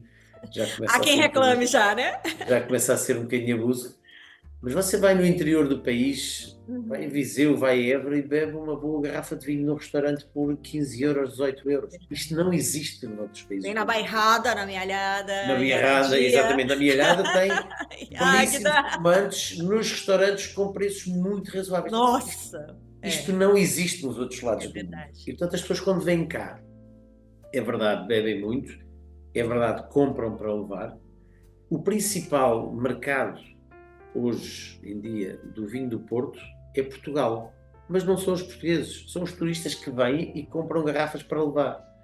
E portanto isto depois é dado como consumo no Pois território é, então, nacional e depois dá os tais 60 e tal litros de consumo per capita, que 60,7 não, litros. pois, não é bem a realidade. É verdade que nós consumimos muito, os portugueses estão habituados a Sim, consumir de sim. uma forma moderada, que nós não temos grandes problemas, enfim, o alcoolismo é um problema, mas Portugal não é dos países do mundo onde o alcoolismo seja um dos maiores problemas. Aqui não é tanto. Nós consumimos muito, muito de forma moderada porque está enraizado na nossa cultura. Sem Aqui dúvida. as pessoas quando vão almoçar ou jantar é normal beberem um copo de vinho. Em muitas culturas não é. Aqui é Uhum. normal. Sim, sim, sim, sem dúvida. Engenheiro, falando de amenidades, quando eu estava lendo o seu currículo, não deu para me falar tudo aqui, né? Claro. Mas o fato é que eu vi uma coisa que me chamou muito a atenção, e agora eu falei da Bairrada, me lembrei disso. Que o senhor é um confrade de honra da Confraria dos Zenófilos da Bairrada, a Sim, confraria mais antiga em atividade promovendo isso. vinho de Portugal. É, E o gostoso dessa confraria em especial é que na nossa diretriz, né, da confraria, no nosso estatuto, tá lá promover os vinhos da Bairrada, mas tem uma vírgula. E os vinhos de Portugal. Para você ver isso. o respeito que a entidade tem pelo setor como um todo e como pátria, né? E olhe, parabéns por ser confrade de honra, não é qualquer um que é Obrigado, confrade de obrigado, honra, parabéns. obrigado. E vino bairradino, né? Vino Bairrarino. Sim, a Bairrada é uma. Eu hoje tenho que defender todas, Hoje só tá no papel complicado. eu tenho que defender todas e, portanto, mas de facto tenho um gosto também muito especial pela Bairrada, uma região da qual eu gosto muito. E depois fica aqui um segredo que agora vai deixar de ser Diga, segredo, diga, diga. mas quem me conhece sabe que eu sou completamente apaixonado por espumantes. E, portanto, mais uma razão para ter ali pela Bairrada um sentimento especial. E eles na Bairrada, a maior parte dos produtores sabem que eu sou, de facto, apaixonado por espumantes. E, portanto, foi mais uma razão que se calhar os levou a convidar-me para ser um confrade de honra, porque eu também sou um grande divulgador dos vinhos da Bairrada e dos espumantes da Bairrada. Aonde se produz a maior quantidade de espumantes, olha só. É Certo, isso mesmo. exatamente, exatamente. Engenheiro, como tem sido a evolução da produção dos vinhos portugueses em termos de estilos, embalagens, apresentação, comunicação com novos mercados e com novos públicos? Existe uma estratégia de comunicação para atingir as novas gerações e assim perpetuar a cultura vínica? Sim, não existe ainda uma estratégia nacional, é algo que nós estamos agora a trabalhar um bocadinho disso, ou pelo menos nós não damos ordens ao setor, mas traçamos linhas de orientação que depois a maior parte deles chegam. Mas de facto há uma tendência nacional no nosso setor de adaptação, que é normal, a adaptação dos vinhos ao mercado. Dou-lhe um exemplo, que há uns anos, se virmos os vinhos dos anos 60, 70 e até 80, a graduação alcoólica dos vinhos era relativamente baixa. Sim, sim, Quando sim. estivemos a falar da É Bairrada, comum a gente. Aham. a Bairrada tinha muitos vinhos com 10,5, 11, 11,5, era normal. Hoje vamos à Bairrada ou outras regiões e é normal encontrar vinhos de 14, Acima de 14, 12,5, muitas vezes. 14 e às vezes há vinhos até com bastante mais. Portanto, houve uma tendência mundial, que há uns anos, de aumento do teor alcoólico dos vinhos, portanto, os vinhos com mais graduação alcoólica, e Portugal seguiu essa tendência. Hoje a tendência mundial é contrária a isto, e Portugal também segue essa tendência contrária, que é produzir vinhos cada vez com menos grau alcoólico, vinhos cada vez mais frescos, um bocadinho para utilizar a nossa linguagem, mais fáceis de beber, menos pesados, em que as pessoas possam beber 2 copos, duas ou 3 taças e ficar bem e não se sentirem pesados com demasiado álcool, digamos assim. Portanto, há a nível mundial uma tendência de crescimento do consumo de brancos espumantes e alguma redução de consumo de tintos, de vinho tinto. E nos vinhos tintos a tendência é terem cada vez menos álcool. Portanto, essa é também a tendência que eu vejo a maior parte dos produtores hoje em dia a seguir. Agora, de facto, todos nós no setor temos que olhar para aquilo que é a nossa realidade e temos que encontrar formas de captar, atingir as novas gerações, e isso vai com o tipo de linguagem. Temos que fazer isso através de uma linguagem diferente. Nós temos uma linguagem um bocadinho pesada, quando começamos a Rebuscada, né? falar, é rebuscada, de Aham. taninos redondos e taninos agrestes e A pessoa não quer nem fruta, saber o que é tanino. e fruta e frutos de fruta branca de primavera, quer dizer, que é uma coisa que as pessoas ficam a pensar, o que é Sim, isto? sim. O que é que estes malucos estão para aqui a dizer, não é? E Uhum. portanto nós temos que adaptar a nossa linguagem se queremos atingir as novas gerações que bebem cerveja ou bebem refrigerantes ou Bebidas bebem brancas, destilados, bebidas bebidas brancas brancas. destilados, mas simples, que É, ninguém lhes complica a é, vida, é aquilo que está ali, e nós temos que dar uma forma de descomplicar a nossa mensagem para eles. Temos que ter muitas vezes novas formas de embalagem. Olha, nos Estados Unidos o consumo em latas está a crescer muito, é e portanto verdade. temos que ter uma forma mais descontraída, se quisermos comunicar com as novas gerações, e até em termos de rotulagem, ter rótulos menos tradicionais e Mais rótulos alegres, mais, né? mais alegres, isso. Portanto, Uhum. é toda uma aprendizagem que nós estamos a fazer. Nós na Vida em Portugal, estamos muito atentos a isso e queremos este ano fazer alguns estudos sobre isso e começar a traçar umas linhas orientadoras, mas claramente que estas três situações que eu referi, a nossa linguagem, a embalagem e a rotulagem, claramente estes três têm que ser adaptados se queremos captar os novos consumidores. Uma outra tendência que o senhor não mencionou e que eu também não falei é sobre os vinhos orgânicos, biodinâmicos, naturais. Como é que o senhor vê essa segmentação? O senhor acha que isso está em crescente? Isso é modinha? Vai passar? Como é que o senhor vê isso? Eu vejo um bocadinho como modinha. Ok? Pode ser sincero. Bom, Aham. vinhos naturais, eu normalmente gosto de dizer vinhos de baixa intervenção, porque os vinhos são todos naturais, não existem Sim, vinhos sim, sim. artificiais. Os vinhos são todos naturais, há aqueles vinhos de baixa intervenção. De facto, há um crescimento desses vinhos de baixa intervenção, vinhos biodinâmicos, enfim, é crescente, ainda é um nicho, ainda é uma quantidade relativamente pequena e está a crescer, mas eu creio, pelo menos é assim que eu vejo, que vai continuar sempre a ser um nicho, ou seja, há uma determinada franja de consumidores que quer aquilo, mas há muita outra que não quer. Porque Exato. muitas vezes estes vinhos de baixa intervenção e biodinâmicos são vinhos cujo estilo é um bocadinho diferente dos outros vinhos, digamos, Agora o senhor foi político. mais muito Por que político e que é muito. diferente? Foi, Para um eu, enólogo. eu, eu posso lhe dizer com as letras todas, há muitos destes vinhos de baixa intervenção que estão cheios de defeitos, muitos mesmo, Exato. muitos mesmo. Há outros que não, mas são sempre um pouco diferentes em termos São de mais estilo. raros os que não, né? Infelizmente são mais raros dos que não. E se há consumidores que apanham aqueles vinhos cheios de defeitos, eu já apanhei alguns consumidores, e eu, como sabe, tenho este meu percurso, foi sempre na parte técnica, antes de estar nestes lugares.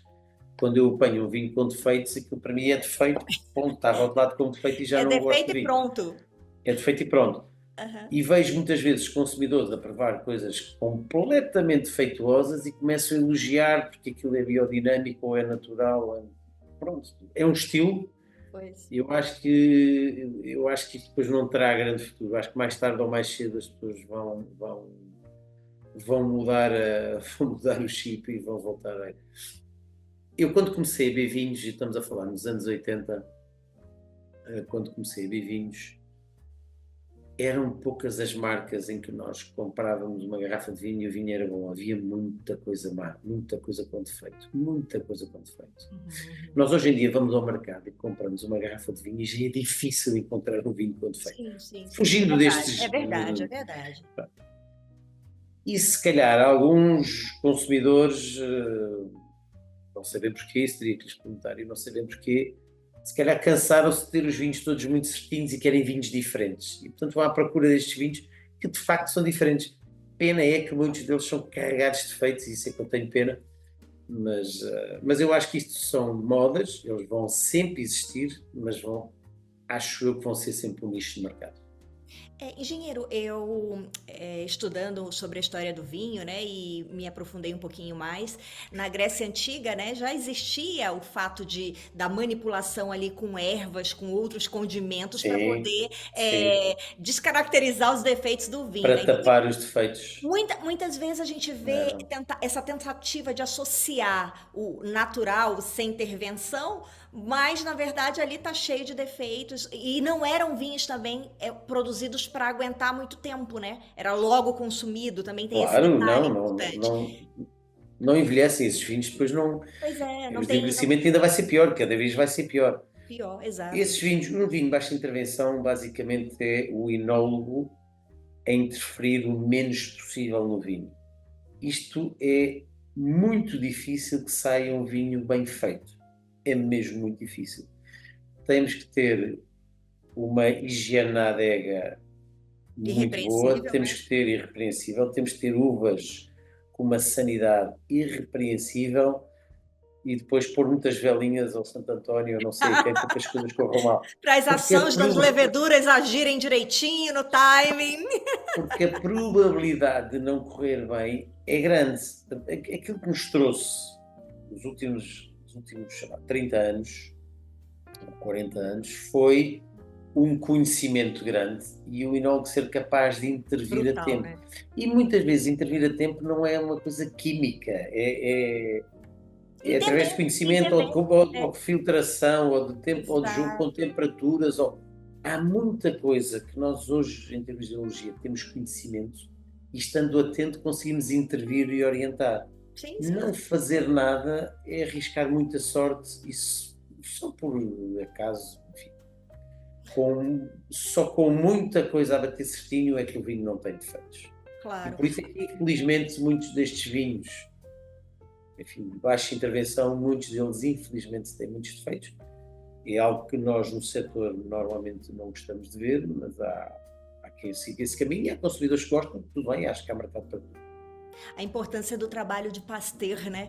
E na época foi até chamado pelo governo francês para, junto com alguns produtores, não só de vinho como de cerveja, que o produto estava deteriorando, inclusive causando má fama para o país, né? Que era um produto que era exacerbado, sempre foi, né, na França. E Exatamente. aí você vai conectando os pontos da história com a geopolítica, com tudo, tá tudo correlacionado, né?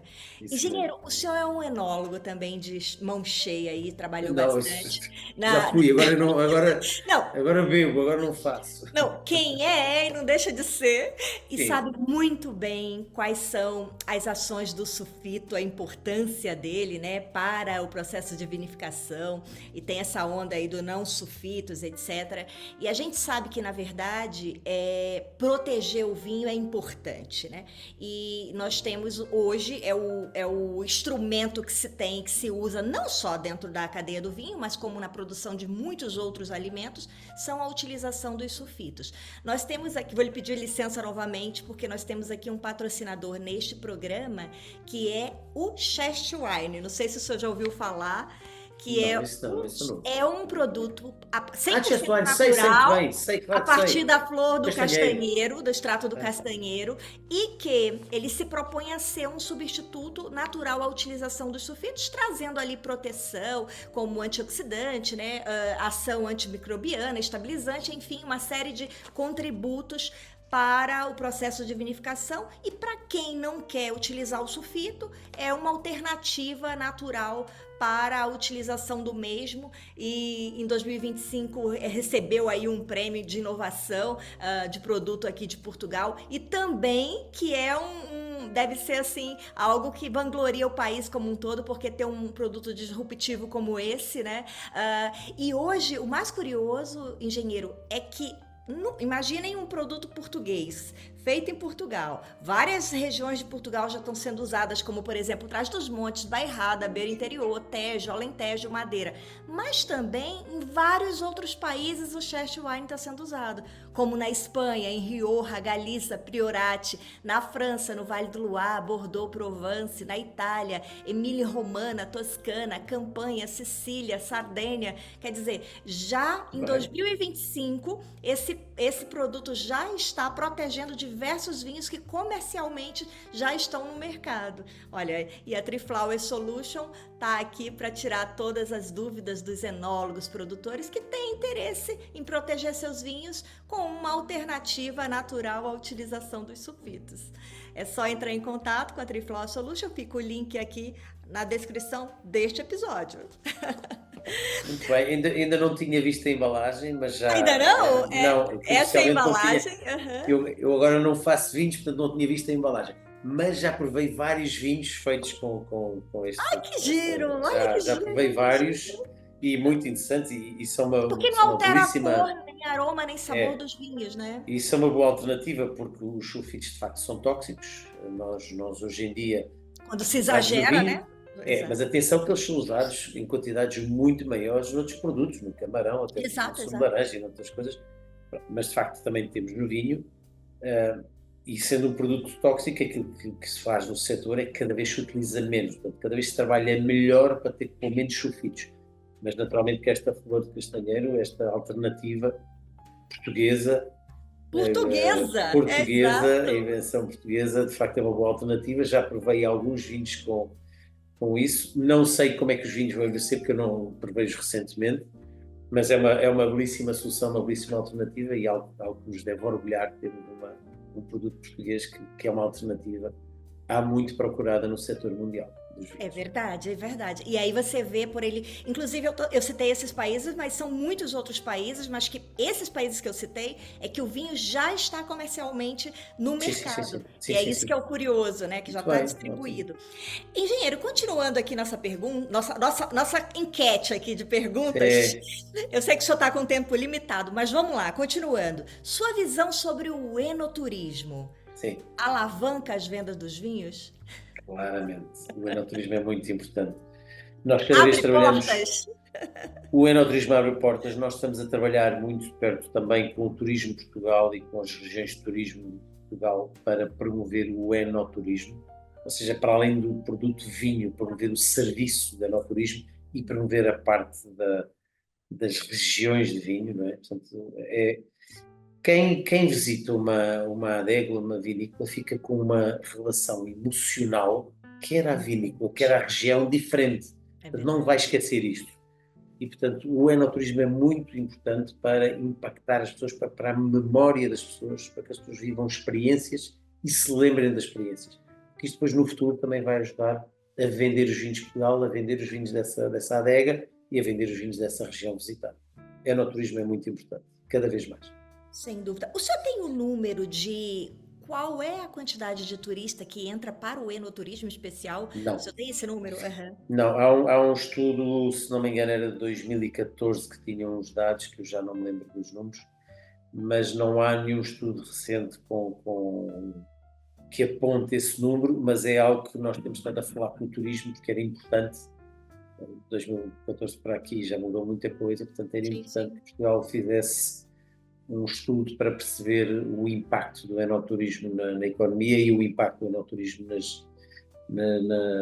ou Na seja, decisão do o turista número de vir, né, também. visitantes, o número de visitantes que vem a Portugal e que experiencia o enoturismo. Era importante nós conhecermos isso, neste momento não conhecemos. Ok, ok.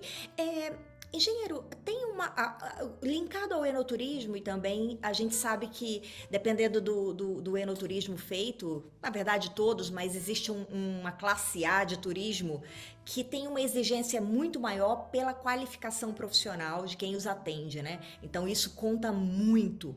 Como que são as ações que a Vini Portugal tem para a qualificação de profissionais que estão envoltos da cadeia do vinho? Tem alguma ação específica? Mas, Ajuda específica? mas no enoturismo, Não só para o enoturismo, dentro da cadeia e que atua também no enoturismo, né? Bom, nós em Qualificação de enoturismo, profissionais que atendem não só o turista, mas também que atendem a venda, a promoção do vinho como um todo dentro do país para turista e não turista. nós em enoturismo fazemos pouca coisa, nós participamos numa feira mundial que existe aqui em Espanha, em Valladolid, participamos anualmente, vamos sempre muitos produtores connosco, em que o interlocutor do lado de lá são quase agências de viagens, portanto ali não é o produto de vinho, é o produto de serviço Serviço. de enoturismo. Portanto, nós participamos nessa feira levando muitos produtores e depois, enfim, temos estes eventos com o Turismo Portugal em que nós levamos o vinho e o Turismo Portugal promove a Portugalidade, levando também a gastronomia, levando música, promovendo também as regiões.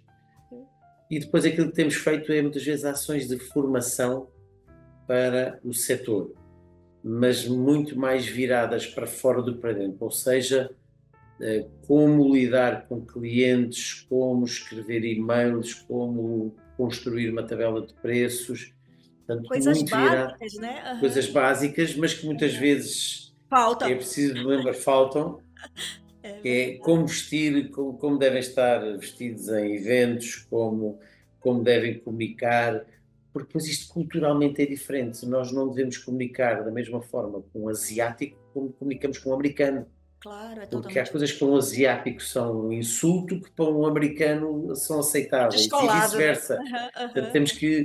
temos algumas, ainda há pouco tempo fizemos ações de formação sobre mandarim, em que foi aprender um bocadinho de mandarim, mas foi muito como nos devemos comportar nos mercados asiáticos, entre o que é que devemos dizer, o que é que não devemos dizer, como é que devemos lidar com eles. Portanto, este tipo de formação nós damos muito, mas sempre mais virado para fora do que para dentro. Ok, ok. É que eu vejo aqui que há um gap ainda, apesar de que Ah, mudou, sim. de mudou já alguns anos para cá já mudou alguma coisa, mas às vezes até no servir o vinho mesmo, do serviço do vinho em si, que é uma coisa teoricamente para minha cabeça básica, né? Quanto É, mais eu exigir que saiba de cultura vínica como um aqui todo. agora esqueci de umas coisas que são pequenas, mas que nós temos vindo a fazer todos os anos. Nós damos formação ao pessoal de cabine da TAP. Portanto, nós temos um Ah, ok, protocolo com a ok. TAP que nós ensinamos sobre vinho e como servir vinhos ao pessoal de cabine da TAP, portanto, Aham. as pessoas que trabalham na TAP, sobretudo nos voos. E temos também ações de promoção, de formação com a Aresp e com a APOR, portanto, com duas associações de restauração, em que nós vamos aos associados deles dar-lhes formação em vinhos, aos restaurantes, sobre copos de vinho, que tipo de copos, temperaturas de serviço, como construir cartas de vinhos, portanto, muito a trabalhar no serviço de vinhos dos restaurantes. Nós temos, de facto, esse trabalho, que fazemos anualmente, com estas duas associações, a Aresp e a APOR, a Aresp mais a sul, a APOR mais a norte, em que nós fazemos ações aos restaurantes. Portanto, essa parte também fazemos muito na restauração, na TAP e nos nossos agentes económicos, mas aí mais olhar para fora do que para dentro. Mas é verdade que em termos de formação a quem trabalha nas adegas sobre enoturismo, isso não temos feito e de facto aí também há um trabalho a fazer. Sem dúvida. A gastronomia portuguesa é conhecida pela qualidade, pela o prato vasto, né? Diferente de outros É, países. É aquela coisa que a pessoa vai para Portugal, chega já saliva, né? De imaginar as delícias que esse país tem, de norte a sul. Uma gastronomia rica, não? As pessoas pensam só no bacalhau, mas tem tantas não, outras coisas maravilhosas. Como aqui na minha bairrada, o leitão, é verdade, o é rojão, verdade. né? O É. carneiro, o cabrito, os peixes maravilhosos, os frutos do mar, enfim, é tanta coisa gostosa. E a gente sabe, né, engenheiro, que o fato é que o bom pairing favorece uma boa experiência, um bom prato, né, com uma boa apresentação e um maravilhoso vinho junto, faz com que aquela experiência fique na lembrança das pessoas ad eterno, né? Muitas vezes desbancando assim situações até mais inusitadas de chefes Michelin e etc. Mas o fato é, o senhor acredita que Portugal está bem posicionado em relação aos melhores destinos enogastronômicos do mundo? Como destino enogastronómico, eu não diria tanto. Ou seja, quem vem a Portugal, não sei se virá tanto pela comida, porque a nossa gastronomia não é tão conhecida assim lá fora. Aqui foi algo que a gastronomia portuguesa está muito dependente da matéria-prima. Uhum. Eu às vezes digo assim um bocadinho em tom de brincadeira que os italianos foram fantásticos em criar uma gastronomia num nível com reconhecimento mundial usando Mundial. água e farinha. Usando água e farinha. Só isso, né? E é maravilhoso. E portanto é fácil de exportar uma gastronomia que tem como É base verdade. tomate, água e farinha, quer dizer, pasta de tomate, nem sequer é tomate Sim, fresco. sim, Portanto, sim. a nossa gastronomia é muito. Eu estou a exagerar, naturalmente, que os Sim, sim, italianos têm claro. coisas. Mas eles são conhecidos lá fora por massas e pizzas. Ponto. Claro. A gastronomia portuguesa é muitíssimo rica, mas está muito dependente de algum know-how, de muito know-how, porque fazer um peixe grelhado bem feito não é qualquer pessoa que o sabe fazer. Portanto, tem muito conhecimento associado. E também em relação à matéria-prima, porque nós Uhum. temos fantástico peixe em Portugal. Aliás, Portugal é dos países do mundo com melhor qualidade de peixe. E mesmo em termos de carne não somos os melhores, mas temos coisas muitíssimo boas. O próprio cabrito, o borrego, o leitão. É uma gastronomia muito rica, mas que é mais difícil a exportar, porque depois chegamos fora e não conseguimos encontrar os ingredientes. O E, terroir, né? portanto, Favorece, né? E, Uhum. portanto, é difícil exportar a nossa gastronomia e, portanto, isto também se torna difícil que o normal consumidor, o normal cidadão por este mundo fora, reconheça Portugal como um destino gastronómico porque não conhece a gastronomia portuguesa. Que Sim. eu não tenho dúvidas que as pessoas quando vêm a Portugal, quando saem daqui falam em gastronomia, vinhos, paisagem e os História. portugueses, É, história e os portugueses. é. O clima. Eu, O o clima. clima também, o clima também. Mas é engraçado que eles vão a Espanha, Itália e Portugal. Eu já perguntei isto a muita gente pelo mundo fora, que Uhum. foi a Portugal, Espanha, Itália e França, e dizem estas coisas todas. E eu às vezes digo assim, sim, mas a Espanha também tem, e Itália, e a Grécia e a França também tem comida boa, tem bons vinhos, tem o clima também não é mau e tal. A resposta normalmente é sim, mas os portugueses são diferentes. A nossa forma de receber é diferente. É, de E modo todos, geral, é. todos nos entendem. Pronto, mas de facto mas voltando aqui à nossa gastronomia, quem vem de facto fica surpreendido com a nossa gastronomia porque não a conhece onde vive, porque a nossa gastronomia é mais difícil de exportar. E, portanto, aqui temos alguma desvantagem, mas depois quem nos visita não esquece, tem essa vantagem, quem nos visita não esquece Portugal, não esquece o que viveu cá. E, portanto, seguramente quando vai para fora consome mais vinhos portugueses, não tanta gastronomia que não tem, mas consome produtos portugueses e que o vinho à cabeça, é o mais importante. Duas observações, Rogério. O primeiro é que tem um cantinho no Brasil que tem uma gastronomia portuguesa que não peca em nada a estar em Portugal, que é o Bela Sintra, em São Paulo. No o Bela Cinta é fantástico. O Bela Cinta é Parece que fantástico. você E o está em rancho Portugal, português. né? O Bela Cinta é fantástico, tem o rancho português também, Tem o rancho português, é verdade, o rancho português, maravilhoso. também muito bom. Sim, tem. Claro que no Brasil é um pouco mais fácil de encontrar algumas coisas Claro, dessas, claro, claro, a influência é mas muito forte. fora, e Angola naturalmente também, mas fora é mais difícil conseguir Sim, sim, encontrar. eu entendi, Mas mas eu queria deu. dar essa espetada. Mas eu tenho outra espetada, porque Mas são porque eu sou fantásticos. da Amazônia e o senhor não sabe que lá tem o melhor peixe do mundo, tambaqui. Muito E o bem. pirarucu, que é o maior peixe de água doce, 200 quilos. Pirarucus, já ouvi falar várias vezes nesse peixe, confesso que eu nunca provei. E olha que eu vou muitas vezes no Brasil, mas não vou para a Amazónia, fico mais para lá. Ah, ok. Olha, tem que ir na Amazônia. Mas Isso é tenho um que crime ir, ainda não ter conhecido a Amazônia. Engenheiro, estamos verdade. chegando aqui para a parte final. Muito bem. Não quero mais tomar seu tempo, mas acho importante a gente tocar aqui nesse assunto do cenário global dos vinhos. a gente tem visto o vinho sobre ataque, né? Então, a forte bandeira do anti-álcool e como headline, né? E não como informação do que está ali embaixo, classificando os álcools tudo como se fosse tudo igual, né? Então, Isso mesmo. existe uma campanha espanhola que eu estou olhando muito para essa campanha, que é a Vita e Vino Defense Wine. Não sei se você conhece, tá a par dela, mas o objetivo é enaltecer, né, o vinho. Então, a gente... e também tem a campanha da própria Argentina, a Laura Catena também, que se posicionou aí de forma, olha, Bem, muito bem. bem forte com as ações ali das informações disseminadas pela OMS. Eu achei fantástico. E eu vejo, na minha maneira de ver, a sensação que eu tenho é que há um descompasso no próprio setor. Os ataques estão vindo e o setor parece que não se organizou para combater isso de uma forma com informação, né? Nós estamos tratando com um alimento milenar, mas que tem um teor alcoólico e precisa ser informado como deve ser consumido para que os seus benefícios nutracêuticos ocorram na saúde da pessoa, né? Como é que o senhor está vendo tudo isso? Conte lá. Muito bem, já vi que está bem informada. Está bem informada. A Laura Catena, de facto, tem estado muito ativa nisto. Aliás, o grupo Catena O Instituto, né, de pesquisas também, sim, né? mas o próprio grupo Catena, neste momento, já não envia vinhos para a Irlanda porque se recusa a rotular os vinhos com mensagens de cancerígenos porque não são verdadeiros. Portanto, Pois, deixaram de vender realmente. para a Irlanda.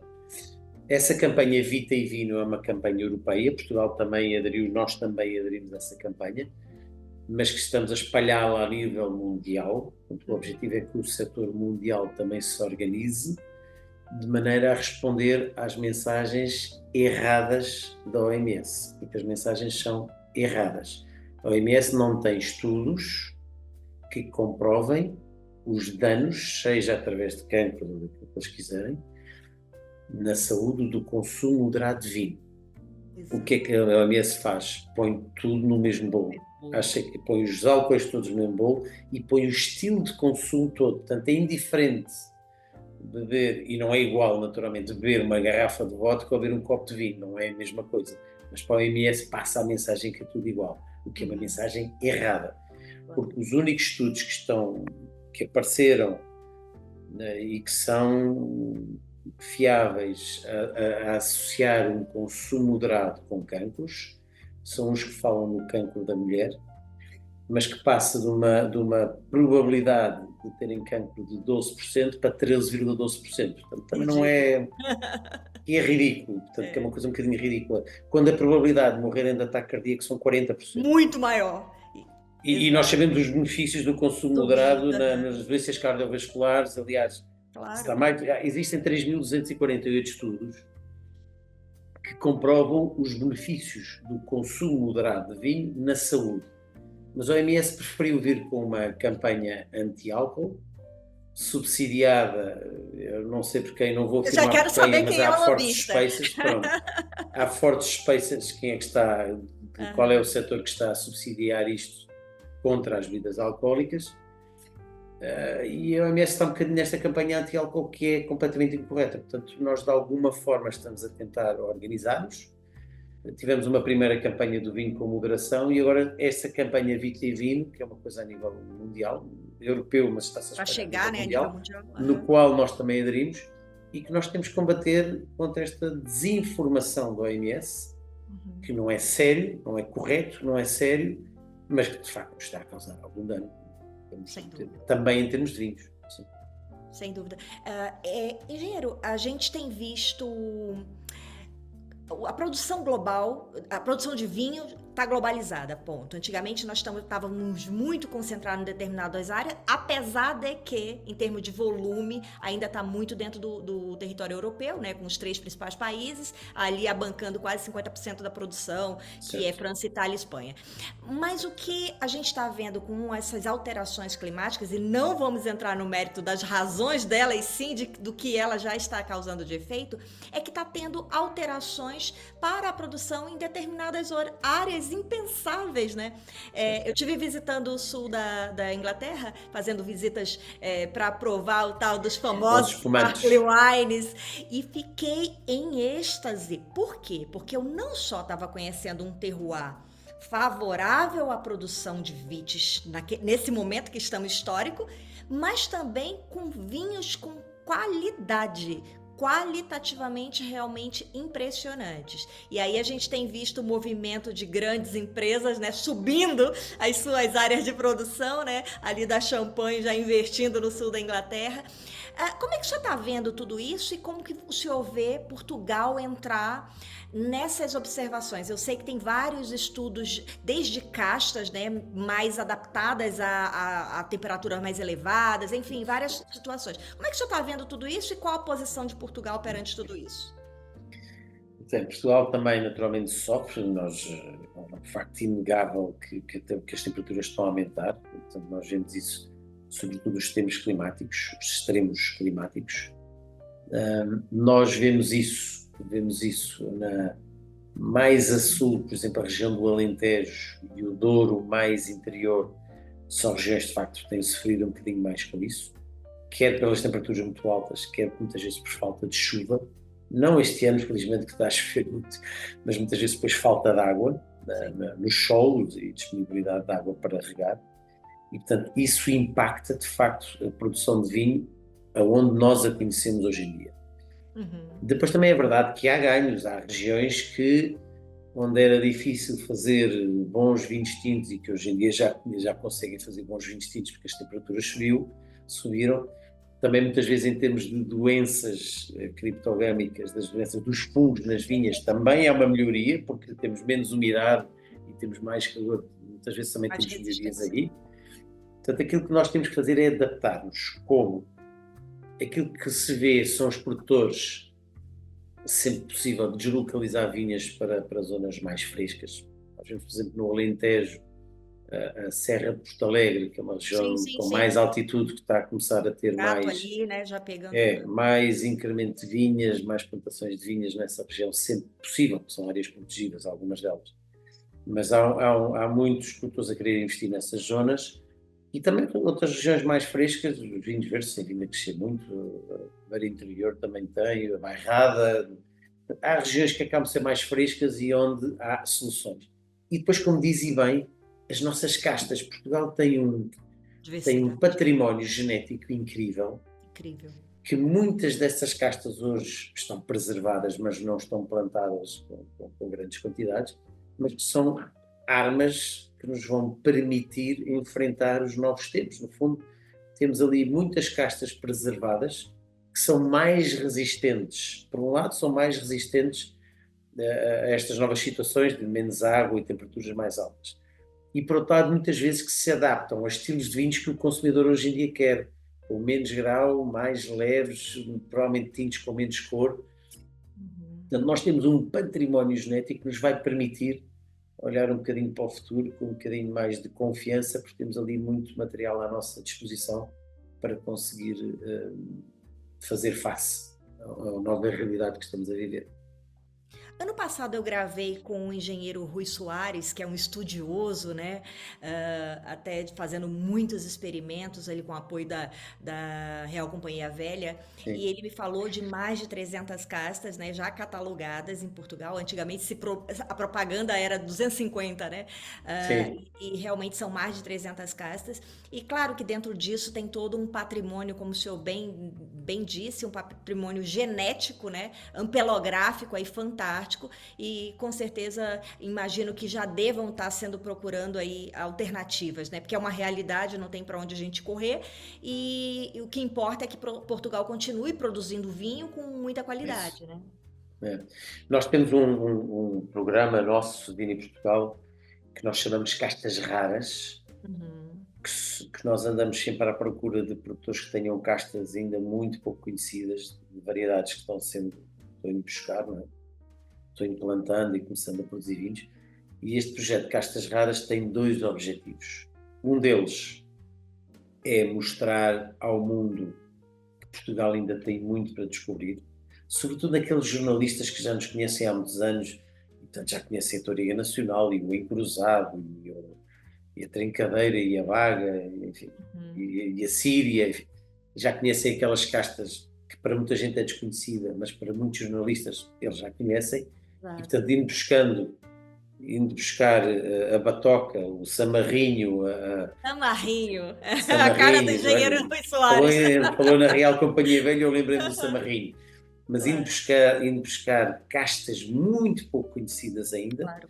nós conseguimos manter a atenção dos jornalistas e dos líderes da opinião em Portugal, que têm Chamando a mais coisas para atenção, né? descobrir. É.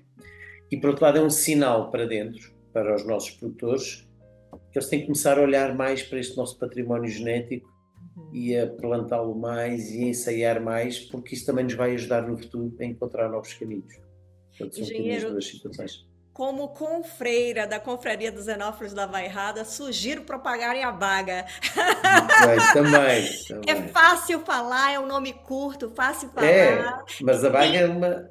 qualitativamente uma versatilidade de N produtos que se possam fazer, desde rápido verdade. consumo a longevos, enfim. E fica aí o hashtag da Vino Bairradino. Mas é mesmo, e é uma das castas que nós mais promovemos hoje em dia a nível internacional, sim, está no nosso leque das poucas castas que Sim, promovemos. sim, sim, sim, fantástico. Engenheiro, para finalizar aqui, falando do mercado global dos vinhos, quem são os maiores consumidores hoje de vinho português no mundo? Quem são os maiores consumidores de vinho português, fora de fronteira? O nosso maior mercado de exportação em valor, você sabe qual é? Valor, ok. Não É sei. França. França. França, França, sei, sei, sei. Por causa do Em, Porto. isso, a Casa do Porto. Claro. Em volume ainda é Angola. Ah, ok. Portanto, Angola. Portanto, eu diria que Angola, França, o Brasil, o Reino Unido, os Estados Unidos, a Alemanha são grandes mercados para os vinhos de Portugal. Fantástico. Engenheiro, e a Vini Portugal, no seu estudo todo, do decorrer desse tempo todo que está voltado a promover os vinhos portugueses, está apontando para alguma área do globo, alguns mercados que ainda não está tão forte que gostaria de se posicionar? Não, nós temos um plano estratégico até 2030, onde estamos a apostar em 14 países. Olha que bacana. Gostei Portanto, da aqui distribuição, 14. Isso já é 14, bom. Diversifica, né? isso. Claro. Portanto, temos no fundo do nosso plano, temos o Canadá, os Estados Unidos e o Brasil. Tá. Depois ao Oriente temos Japão, Coreia do Sul e a China. Depois aqui mais no eixo europeu, enfim, na grande Europa, não é Europa, mas dentro do continente europeu, temos o Reino Unido, temos a Suécia, temos a Polónia, temos a Alemanha, temos França, temos a Bélgica, temos o Luxemburgo, Países Baixos e depois temos ao lado a Ucrânia. Creio que são... Curiosamente, a Ucrânia, estando em guerra, está-nos a comprar muito vinho e está a crescer muito na importação de vinhos portugueses. Olha que E, portanto, é um mercado para onde nós também estamos a investir em promoção. Não podemos ir lá. Aquilo que fazemos é trazermos a Portugal os compradores a visitar as adegas. Que interessante, que interessante. Engenheiro, antes da pandemia houve um boom do olhar para a Ásia, né? Acho que não só o vinho, mas vários Sim, mercados, né? Era o momento, né? Mas também tem uma curiosidade da Ásia, é que antigamente tinha o budget do governo daqueles presentes, né? isso, na China. Aqueles presentes luxuosos que se davam, né? Enfim, como é que tá agora? Está mal. Tá mal, né? Está mal. Sim, isso acontecia na China. A China, muito da... nunca se vai saber muito bem o que é que era efetivamente consumido na China de vinhos. Exato. Mas a China importava, de facto, muito vinho e estava a crescer, mas muito desse vinho era para ofertas. E muitas dessas ofertas eram ofertas institucionais. E essas ofertas foram depois proibidas pelo governo chinês, digamos assim. Esse tipo de ofertas foram proibidas e a partir daí a importação começou a cair a pique. Portanto, a importação e o consumo de vinho na China vem a cair desde 2017 Nossa, e bem antes. cai, Ok, ok. e cai todos os anos. Portanto, é um mercado que tem vindo a cair. Várias razões, uma delas logo à cabeça foi essa, foi a proibição das ofertas institucionais do governo, essa proibição de ofertas de vinhos. Depois meteu-se a pandemia pelo caminho e a pandemia na China foi um bocadinho mais... Quando se fala em confinamentos, na China foi mais sério do que foi aqui na Europa, não é? O confinamento lá foi mesmo confinamento. E se nós cá gostamos de vinho, as pessoas quando estavam em casa deram cabo das adegas, das garrafas que tinham em casa, bebiam tudo o que tinham para beber em casa, porque é hábito. Na China não há esse hábito, portanto, não havendo restaurantes, não havendo nada, não havendo turismo também, muito do consumo caiu. E agora, ultimamente, aquilo que me têm dito, pelo menos na China, os chineses, vários com quem falei, importadores, jornalistas, etc., o que me dizem é que esta baixa de consumo tem muito a ver com a situação económica. Ou seja, a situação económica das famílias na China está relativamente baixa. E, portanto, como o vinho é algo extra, portanto, não é um bem de primeira necessidade, não é sequer um hábito deles, o consumo caiu muito. Há uma ligeira, eu chamaria assim, expectativa de que no final deste ano, no final de 2025, haja alguma recuperação de economia na China e que isso se possa traduzir depois no aumento de consumo e na importação de vinhos. Bom, é um mercado onde nós desinvestimos algum valor, portanto nós temos um orçamento relativamente grande para a China, desinvestimos substancialmente, mas mantemos a nossa presença no mercado. Aliás, há 2 semanas estivemos em Chengdu e em Macau, em Chengdu numa feira, em Macau numa prova nossa. E em breve estaremos em Xangai também numa prova, numa feira de vinhos, em Portugal terá um stand para promover os nossos vinhos. Mas enfim, mantemos a presença, embora com algum desinvestimento. Ok. Boa explicação. Engenheiro, somos assistidos aqui por um público variado, desde profissionais da cadeia do vinho, desde grandes especialistas e também pessoas comuns, pessoas consumidores comuns. Deixo aqui a palavra para o senhor, como o maior promotor aí dos vinhos portugueses, dizer a esse público por que deve colocar um vinho português na sua mesa no dia a dia e no seu negócio, se for um importador. Eu muitas vezes digo em tons de brincadeira que Portugal joga na Liga dos Campeões do Vinho em termos de qualidade. Nós temos os vinhos portugueses têm uma qualidade altíssima, mas não são, eu não diria que são melhores do que os franceses ou espanhóis ou italianos, não são melhores, mas também não são piores, são diferentes. E aquilo que faz a nossa diferença é a nossa riqueza de terroirs, as nossas 14 regiões e as nossas castas, a nossa diversidade de castas. Se nós pegarmos na região dos vinhos verdes, nós conduzimos 1 hora e estamos no Douro e muda tudo. Mudam as castas, muda o sol, muda o clima, mudam as pessoas, muda a gastronomia.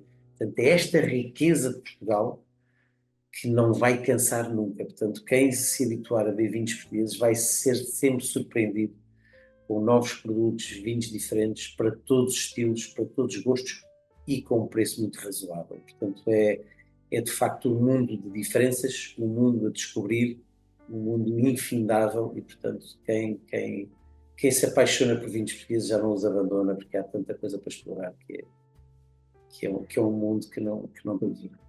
É um país pequenininho, mas de uma país muito riqueza formidável, né? Impressionante. Isso. Prometo que essa é a última pergunta. Muito bem. Para o engenheiro, o que é cultura vínica? Ui, essa pergunta é mais difícil de todas.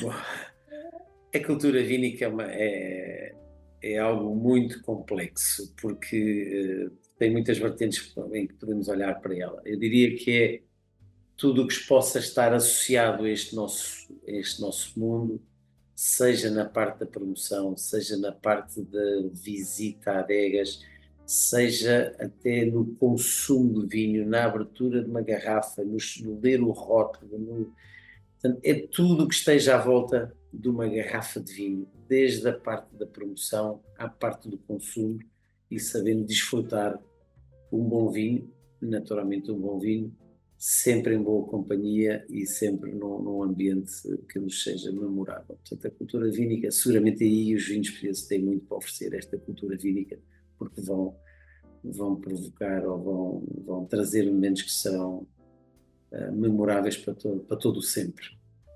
Fantástico. Depois desse advogado do vinho falando, eu não poderia deixar de lhe presentear, engenheiro. Eu vou te fazer chegar às suas mãos. Muito Meu obrigado. livro, Muito Vinho obrigado. Viagem Cultural. Esse é um Fantástico. livro que eu escrevi despretensioso, ou seja, não é compêndio. O objetivo é Sim, transitar nessas páginas e viajar na história do vinho, mostrando a sua importância histórico-cultural, social, econômica, na geopolítica, com uma passagem aí desde a pré-história e chegando à época moderna, dando ali umas alfinetadas em algumas situações também. ótimo, Uma leitura claro. rápida, gostosa, e gostaria que chegasse nas suas mãos. Vinho Muito Viagem obrigado. Cultural. Eu leio com todo Engenheiro, gosto. Muito eu obrigado. adorei conversar com o senhor. Muito obrigado pelo Muito seu obrigado também. tempo. Se quiser deixar uma mensagem final e seus contatos, fique à Acho vontade. que sim, os meus contactos, eu sou relativamente fácil de encontrar aqui no Vini Portugal, basta me enviar um e-mail para presidência@viniportugal.pt ou encontrarem-me até nas redes sociais, somos fáceis de encontrar, mas foi um prazer enorme também conversar consigo, espero que tenha sido útil, que tenha transmitido algum conhecimento ou algumas informações e lembrar que estou sempre disponível para o que precisarem. Olha, foi mais do que útil, foi importantíssimo até para as pessoas conhecerem a sua trajetória, conhecerem um pouquinho da Vini Portugal e também da sua visão sobre tão experiente que o senhor é a nível mundial, as suas observações. Então, penso que foi um conteúdo rico que Muito ajudou obrigado. aí várias pessoas a também crescer em cultura vínica, porque isso é cultura vínica também, a gente Sim, transmitir, sim, né? sim, Exatamente isso. exatamente. Gostaria aqui de finalizar fazendo a chamada para quem quer crescer em cultura vínica, é só acessar aí as minhas redes, @Daiane Casal, acessar o blog. Eu sempre escrevo artigos para o Mundo de Baco e também aqui através do Bacocast. Deixa teu like, que você que só assiste não deixa nenhum like, não comenta. Peço que façam isso. E é isso. Nos vemos no próximo episódio. Obrigado, engenheiro. Tchau, tchau. Muito obrigado também.